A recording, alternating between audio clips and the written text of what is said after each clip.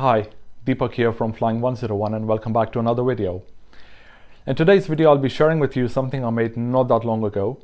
It's from the cockpit during the cruise where I'm talking about some of the instrumentation and the controls on an Airbus fly-by-wire aircraft. And I thought it might be interesting to share this one in case you've ever wondered what it's like behind closed cockpit doors. It's in very simple layman's terms, so it should be quite simple to follow. I do hope you enjoyed. I'll be doing more of these videos going forward. Just to give you a bit more of the pilot's perspective. Alright, so thanks very much in advance for your time and I do hope you enjoy this. So at the moment we are cruising somewhere over the Indian Ocean, and let me see if I can try and get you some views. There's not really much to see out there, but that's what it's like, just expanses of emptiness really. Just got the horizon there. That little display over there is called the primary flight display, and we are cruising at 37,000 feet above mean sea level. And this parameter is the ground speed, 420 knots, which translates into about 960 kilometers an hour.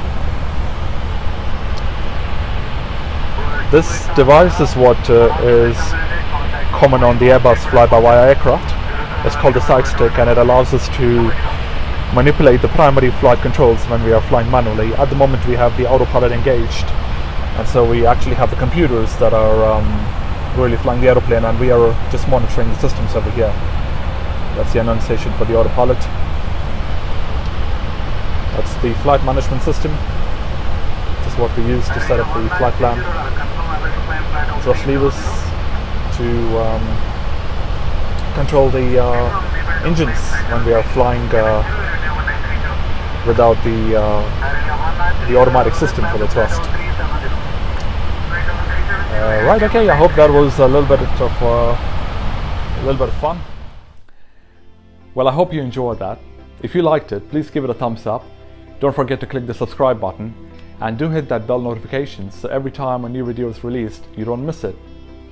Alright, so thanks very much again for your time, and I look forward to seeing you in the next one, which should be next week when we shall talk about turbulence.